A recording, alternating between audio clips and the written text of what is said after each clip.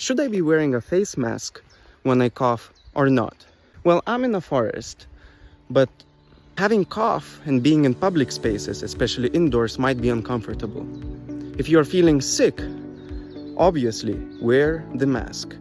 But if cough is the only persistent symptom, try tracking your cough for a week or two.